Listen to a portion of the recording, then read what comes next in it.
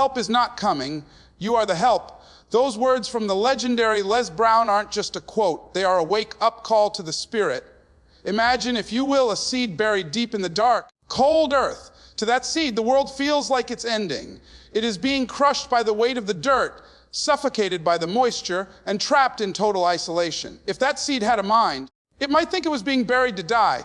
But we know better, don't we? It wasn't being buried, it was being planted. You see, many of you are listening to this right now, and you feel buried. You feel the weight of the world on your shoulders, the pressure of bills, the sting of betrayal, the exhaustion of trying to be everything to everyone while feeling like you are nothing to yourself. You're asking, why is this happening to me? But I want you to shift that perspective. It's not happening to you, it's happening for you. You are in the middle of your stay hard season. This isn't about being callous or cold. It's about developing an unbreakable spirit. It's about the hunger. The divine architecture of the struggle. You have to understand that the very things you are trying to run away from are the things that are designed to build the muscles of your soul. Most people spend their entire lives praying for the rain to stop, not realizing that without the rain, nothing grows. You're looking at your problems, your setbacks, and your heart breaks as if they are accidents. You think life is picking on you. You think the universe has a grudge against you. But I'm here to tell you that there is a divine architecture to your struggle. You are being stay hard, tested, not because you are weak, but because there is a level of greatness in you that can only be unlocked by the pressure of the moment. If you want to be a diamond, you can't complain about the pressure. If you want to be gold, you can't fear the fire. The fire doesn't destroy the gold, it only destroys the impurities that are keeping the gold from shining. Think about the nature of a skyscraper. Before you ever see the steel reach for the clouds, before the glass reflects the sun, there is a season of digging. They have to go deep into the dark, dirty earth. They have to move tons of rock and mud. To the casual observer, it looks like a mess. It looks like destruction. But the architect knows that the higher you want to go, the deeper you must dig. The struggle you are in right now is your foundation, laying season. You are digging deep so that when the storms of life come, and they will come, your building won't shake. Most people build their lives on the sand of convenience and the dirt of easy, and then they wonder why they collapse when the wind blows. But when you stay hard through the digging, when you embrace the dirt and the darkness of the foundation, you are building something that can stand the test of time. I remember when I was struggling to get my foot in the door of the radio industry. I was a no-name kid from Liberty City. I didn't have the education, I didn't have the proper voice, and I certainly didn't have the connections. I went to that radio station day after day, and they told me no. So many times I started to think my name was No. I was hungry, I was broke, and I was being laughed at, but that struggle was my gym. Every no was a repetition. Every door slammed in my face was a weight I had to lift. It was building a calloused mind. It was teaching me that my survival didn't depend on their approval. If I had walked in and been given a job on day one, I would have been soft. I wouldn't have known how to handle the pressure of the big leagues. The struggle wasn't an obstacle to my career. The struggle was the career. It was the training ground that prepared me for the stage I stand on today. You have to stop asking, why is this happening to me? And start asking, what is this trying to teach me? There is a lesson in the loss. There is a revelation in the rejection. When you lose that job, maybe it's because you were playing too small in a cubicle when you were meant to run a corporation. When that relationship ends, maybe it's because you were trying to fit a giant spirit into a tiny box. The struggle is redirecting you. It is the invisible hand of destiny pushing you toward your true purpose. You can't see it while you're in it because you're too busy feeling the pain. But pain is just a signal. It's a signal that growth is happening. If there's no pain, there's no expansion. You have to be willing to be uncomfortable. You have to be willing to stay hard when the tears are flowing and the bank account is empty and the friends have disappeared. The stay hard mentality is about realizing that you are the protagonist in a story that requires a conflict. No one pays to see a movie about a person who woke up, everything went right, and then they went back to sleep. We want to see the struggle. We want to see the person who was down for the count, who was bleeding, who was gasping for air, but who found something deep inside them, a reservoir of strength they didn't know they had, and stood back up. That is the human spirit. That is the divinity within you. Your struggle is providing the contrast for your eventual victory. The darker the night, the brighter the light will seem when the sun finally breaks the horizon. So, when you find yourself in that dark place, when the walls seem to be closing in, I want you to stand tall. I want you to look that struggle in the eye and say, thank you for the workout. Don't let it break you, let it make you. You are being architected for something massive. You are being built for a level of influence and impact that the soft version of you could never handle. The weight isn't there to crush you. It's there to see if you're willing to push back. And as long as you keep pushing, as long as you refuse to surrender your spirit, you are winning. The victory isn't at the end of the struggle. The victory is the fact that you are still standing in the middle of it. Stay hard, stay hungry, and keep building that foundation because your skyscraper is coming.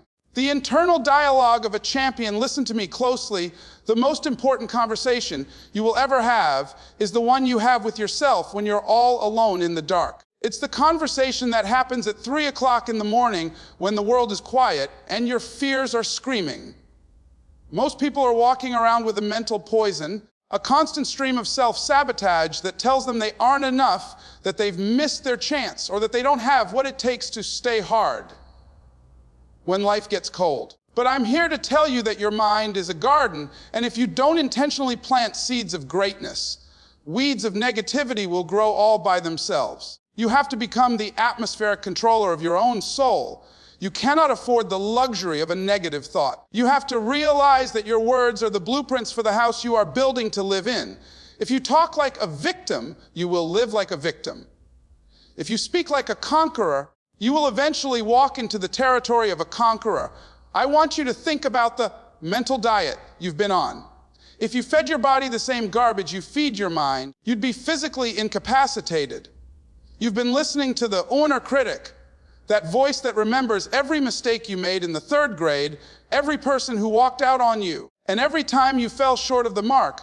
Staying hard means you have to fire that critic and hire a coach.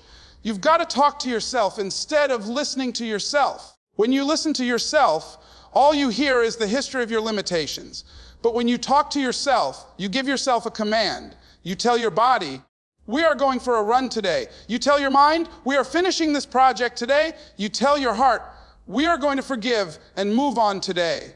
You have to dominate your inner atmosphere. You see, the mind is a magnificent tool if used correctly, but it is a terrible master.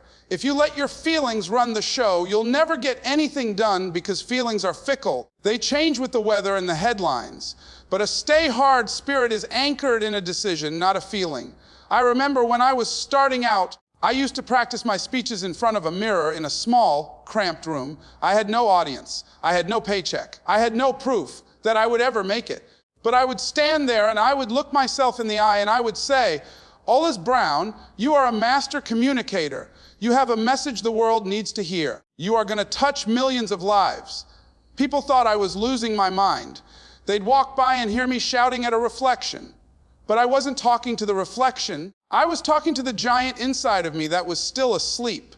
I was calling forth the man I wanted to become. You have to be reasonable with your self-talk. If you wait for the world to tell you that you're great, you'll be waiting in the grave. You have to announce your greatness to yourself long before anyone else recognizes it. You have to have a mental toughness that refuses to accept the labels that other people try to pin on you. If they call you a failure, you say, I'm in training. If they call you slow, you say, I'm steady. You have to have an internal, stay hard, filter that catches every negative word and transforms it into fuel. This dialogue is the difference between those who finish the race and those who quit at the first sign of a cramp. When you're in the middle of a struggle, your mind will look for an exit. It's designed to keep you safe, to keep you comfortable, and to keep you soft. It will give you 1,000 logical reasons why it's okay to give up. You've worked hard enough, it says. Nobody will know if you cut corners, it whispers. But staying hard means you recognize that whisper as the voice of the person you used to be. You have to answer back with the voice of the person you are becoming. You've got to say, I'm not doing this for them, I'm doing this for me. I'm doing this to see what I'm made of. You have to develop a hunger for the truth of your own potential. Most people are living a lie, the lie that they are average. But average is just the best of the worst, and the worst of the best. You weren't born to be average, you were born to be an original. You have to guard your mind with the ferocity of a mother lion. Who are you letting into your mental space?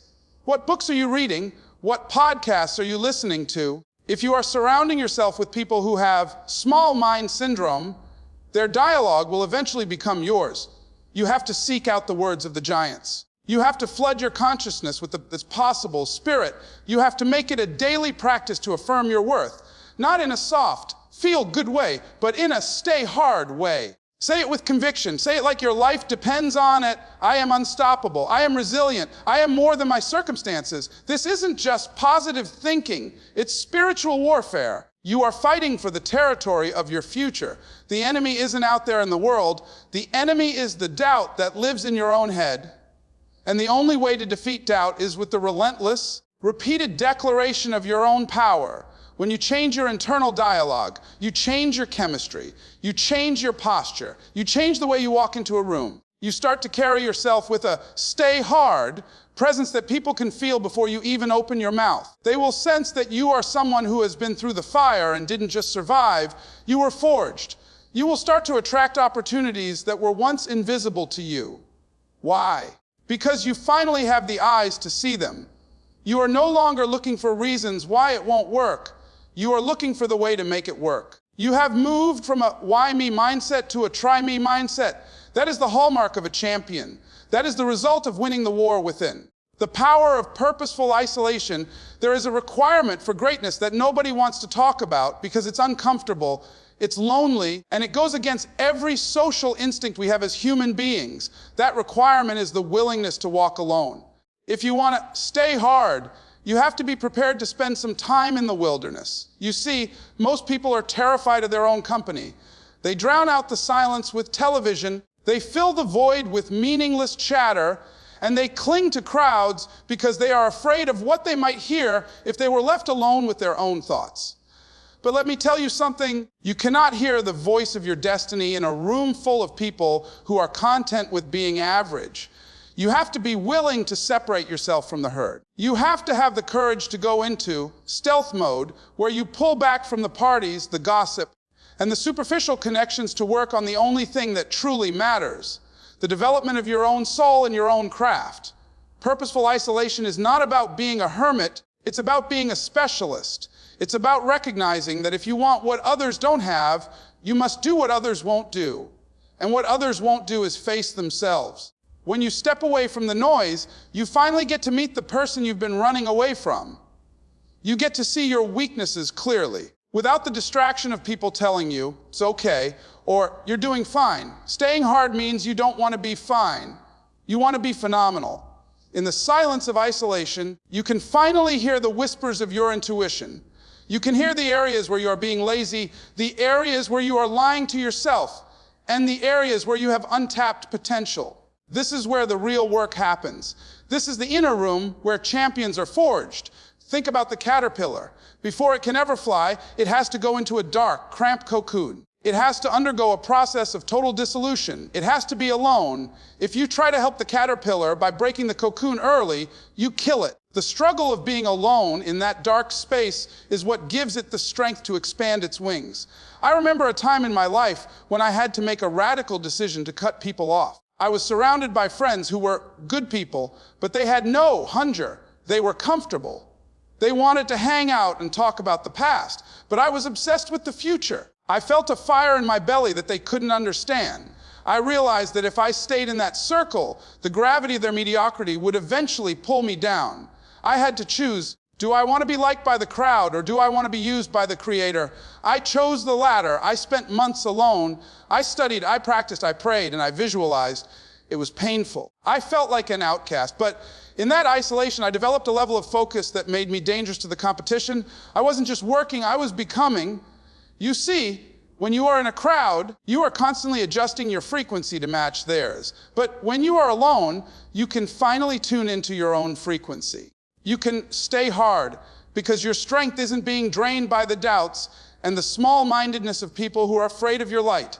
This isolation is a test of your character. It's easy to be motivated when you're at a seminar with 5,000 people cheering. It's Easy to be disciplined when your trainer is watching you. But what do you do when nobody is looking? What do you do when you're in a city where nobody knows your name and nobody cares if you succeed or fail? That is where you find out if you really want it. Staying hard means having an internal compass that doesn't need a cheering section to point north. It means you have a why. That is so deep and so personal that it doesn't need to be validated by a like on social media. You have to be okay with being misunderstood. When you start pulling back to work on your dream, people will say you're acting different. They'll say you've changed. Let them talk. Their opinions don't pay your bills and they don't fulfill your purpose. You are in the lab. You are in the gym of the spirit. You are sharpening your blade. When you emerge from a season of purposeful isolation, you don't come back as the same person. You come back with a presence. You come back with a stay hard energy that people quite put their finger on, but they respect it immediately. It's the energy of someone who has faced their demons and come out on the other side. It's the energy of someone who doesn't need the room to validate them because they've already validated themselves in the secret place. You become like a mountain, immovable, grounded. People think that greatness is about being out there and being seen, but real greatness is built in here in the quiet moments of sacrifice. You have to love the work more than the applause. You have to love the process of becoming more than the status of being. So I want to challenge you today, stop being afraid of the silence. Stop running from the loneliness. Embrace it, use it. Use that time to read the books you've been ignoring. Use that time to master the skill you've been dabbling in. Use that time to get your mind right. If you can learn to be happy, productive, and powerful while you are alone, you will be invincible when you are with others. The world will try to pull you back into the noise, but you must remain hard. You must guard your time and your energy like it's the most valuable currency on earth, because it is. Your greatness is waiting for you in the inner room. Are you brave enough to walk through the door and lock it behind you for a while? Are you hungry enough to find out who you really are when the lights are off and the crowd is gone? The resilience of the refined spirit, there is a law in the universe that says anything of value must be tested. You cannot expect to carry a heavy burden of success if your spirit hasn't been tempered by the weight of disappointment.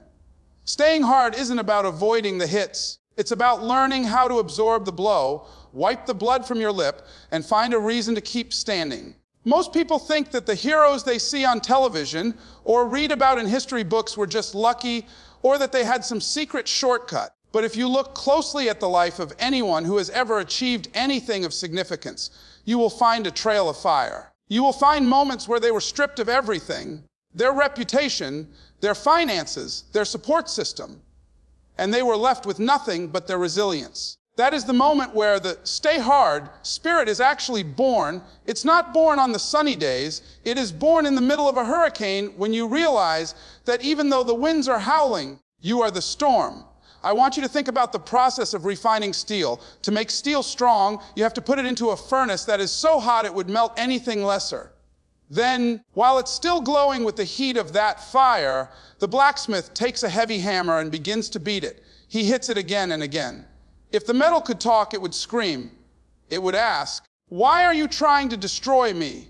But the blacksmith isn't trying to destroy the metal. He is trying to remove the air bubbles. He is trying to make it dense. He is trying to give it an edge that can cut through anything.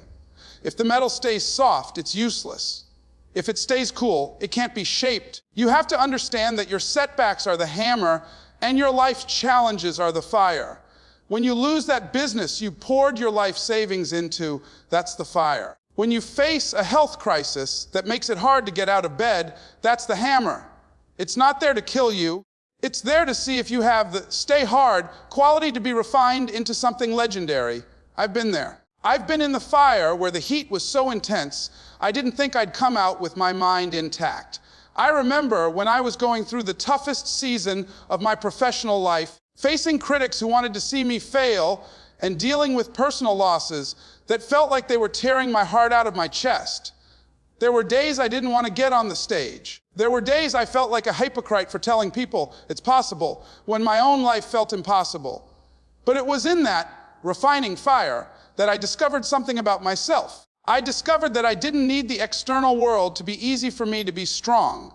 I realized that my resilience wasn't a product of my circumstances. It was a product of my character.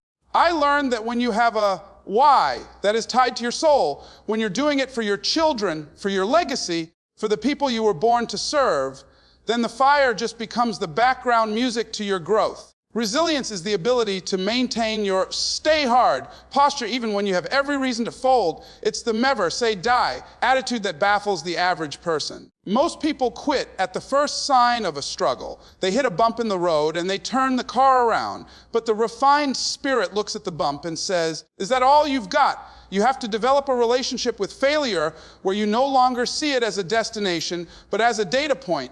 Failure is just life's way of saying, not this way, try another. It's an invitation to get creative. It's a challenge to your hunger. When you are resilient, you don't take no for an answer because you realize that no is just someone's opinion, and their opinion doesn't have to become your reality. You have to have a mental toughness that is so thick that the arrows of the critics just bounce off. Think about the bamboo tree. For 5 years, you water it and you fertilize it, and you see absolutely nothing happening. Not a sprout, not a leaf. To the world, you look like a fool. You're watering dirt. But in that 5th year, the bamboo grows 80 feet in 6 weeks. The question is, did it grow 80 feet in 6 weeks or in 5 years? The answer is 5 years. Because if at any point during those 5 years you had stopped watering that, nothing, the bamboo would have died in the ground. That is what staying hard looks like. It's the resilience to keep watering your dream when there is no visible evidence that it's working. It's the ability to keep the faith when the refining fire is burning hot and you feel like you're getting nowhere. Your roots are growing deep so that when you finally break through the surface, you can handle the height.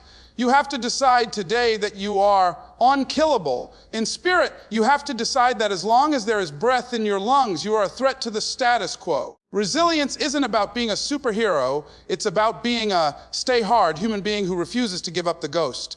It's about being willing to fail 1,000 times if it means you get to win once in a way that changes everything. Don't pray for the fire to go out. Pray for your spirit to be made of material that the fire cannot consume. The world is looking for people who are refined, people who have the scars to prove they've been in the arena and the smile to prove they won. Those scars aren't signs of weakness. They are medals of honor. They show that you stayed hard when the world tried to make you soft. They show that you are a finished product, ready to lead, ready to inspire, and ready to dominate. The radical responsibility of growth. There is a moment in every person's life where they have to stop looking at the horizon for a savior and start looking in the mirror. Staying hard requires a level of radical responsibility that most people find absolutely terrifying. It's the realization that you are the architect, the contractor, and the laborer of your own destiny. We live in a world that has become professional at the blame game. We blame the economy for our empty pockets. We blame our parents for our insecurities. We blame the government for our lack of opportunity. But let me tell you something that will set you free if you let it. If it is to be, it is up to me. You have to take the steering wheel of your life with both hands and refuse to let anyone else drive. Taking responsibility isn't about accepting blame for things you couldn't control. It's about taking control of how you respond to everything that happens. It's moving from being a victim of your history to being the master of your destiny. You see, the stay hard mentality cannot exist in a mind that is constantly making excuses. Excuses are the nails used to build a house of failure. Every time you say, I can't, because you are reinforcing the walls of your own prison, you have to develop a zero tolerance policy for your own bees. You have to look at your life, your health, your finances, your relationships, and admit that where you are right now is a direct result of the choices you've made and the standards you've settled for. That's a hard pill to swallow, I know. It hurts to admit that we are the ones holding ourselves back, but there is a massive power in that admission, because if you are the one who created the mess, then you are the only one who has the power to clean it up. If the problem is out there, you're stuck waiting for it there to change. But if the problem is in here, you can start fixing it this very second. I remember when I was first trying to break into the speaking world, I used to tell myself that I wasn't getting booked because the industry was biased, or because I didn't have a fancy degree, or because I didn't have the right look. I was a victim of the system. And as long as I believed that, I stayed broke and I stayed bitter. But one day a mentor looked me in the eye and said, Les, Stop complaining about the doors that are closed and start becoming the kind of person people want to open the door for. That hit me like a ton of bricks. I realized I wasn't being rejected, I was being outworked. I hadn't taken responsibility for my craft. I hadn't mastered the art of communication to the point where I was undeniable. I had to stop waiting for an opportunity and start building a platform. I had to take radical responsibility for my own growth. I started reading every book I could find. I started recording myself and listening to the tapes until I cringed at my own mistakes. I stayed hard in the pursuit of excellence because I realized that the world doesn't pay you for what you want, it pays you for what you are worth. Growth is a choice, and it is often a painful one. It's the choice to leave the comfort of the known for the uncertainty of the possible. To stay hard, you have to be willing to kill off the old version of yourself to give birth to the new one. You have to be willing to be a beginner. Again, most people stop growing because they are afraid of looking foolish. They don't want to go back to the gym because they're out of shape and they're afraid people will judge them. They don't want to start the business because they might fail and everyone will see it. But a champion's responsibility is to their potential, not to their ego. You have to be willing to fall on your face, to be the dumbest person in the room, and to ask the questions that nobody else is brave enough to ask. You are responsible for the environment you put yourself in. If you are the smartest person in your circle is too small. You have to find people who challenge you, who push you, and who make you feel uncomfortable with your current level of success. This radical responsibility extends to your daily habits. Discipline is the highest form of self-love. It's the ability to tell yourself no to temporary pleasure so you can say yes to permanent greatness. Staying hard means you are responsible for your energy. You can't complain about being tired if you're staying up late scrolling through nonsense. You can't complain about your mindset if you're feeding it a steady diet of toxic news and negative entertainment. You have to take charge of your inputs. You have to be the gatekeeper of your soul. Every morning when you wake up, you are faced with a choice. Are you going to let the day run you, or are you going to run the day? Are you going to be a stay hard warrior who attacks the tasks that scare you first, or are you going to procrastinate until the opportunity passes you by? Understand this. The world owes you nothing. It was here before you got here, and it'll be here after you're gone. Your potential is a gift to you, but what you do with that potential is your gift back to the world. It is your responsibility to find out what you are capable of. It is your responsibility to squeeze every ounce of juice out of this life. Don't go to your grave with your greatness still trapped inside of you because you were too busy waiting for someone to give you permission. You don't need permission to be great. You don't need a license to pursue your dream. You just need to take the wheel. You need to decide that you are the captain of your soul. Stand up, take ownership, and let the world know that you are here, you are ready, and you are taking responsibility for every single inch of your future. The urgency of the final hour, if you could see the clock of your life ticking down, if you could see the sand falling through the hourglass of your existence, you would never waste another second on a trivial argument or a moment of self-doubt. Staying hard is not just a lifestyle choice, it is a response to the reality of our mortality. We are all living on borrowed time. Every breath you take is a gift that you will eventually have to give back. Most people live as if they have 1,000 years to get around to their dreams. They say, I'll start that business next year, or I'll fix my health when the kids are older, or I'll find my purpose when I have more money. But let me tell you something that is both haunting and liberating. The graveyard is the wealthiest place on earth. It is filled with books that were never written, songs that were never sung, businesses that were never started, and stay hard spirits that were never unleashed. They took their greatness to the grave because they thought they had more time. You have to develop a radical sense of urgency. You have to attack your day as if your life depends on it, because the quality of your life absolutely does. When you understand the urgency of the final hour, you stop being a spectator and you start being a participant. You stop asking for permission and you start taking territory. Think about a person running a race who sees the finish line in the distance. They don't slow down to look at the scenery. They don't stop to chat with the people in the stands. They dig deep. They grit their teeth, and they put every ounce of their remaining energy into that final sprint. That is how you should be living every single day of your life. You are in the sprint. Whether you are 20, 40, or 80, you are in the final lap because you don't know where the finish line is. Staying hard means you refuse to coast. You refuse to let the fire in your belly grow cold just because you've achieved a little bit of comfort. Comfort is the enemy of greatness. It's the sedative that makes you forget that you were born for more than just paying bills and dying. I remember visiting a hospice center years ago, and I spoke to people who were in their final days. I didn't hear them talking about the things they did that they regretted. I heard them talking about the things they didn't do. I heard about the risks they didn't take, the I love yous they didn't say, and the dreams they let die of neglect. There is no pain quite like the pain of regret. It is a weight that is far heavier than the weight of discipline. Discipline weighs ounces, but regret weighs tons. Staying hard is your insurance policy against regret. It's the commitment to leave it all on the field. When you close your eyes for the last time, you want to be able to say, I'm tired, I'm spent, I gave everything I had. I didn't leave a single drop of greatness inside of me. That is a life well lived. That is the stay hard legacy.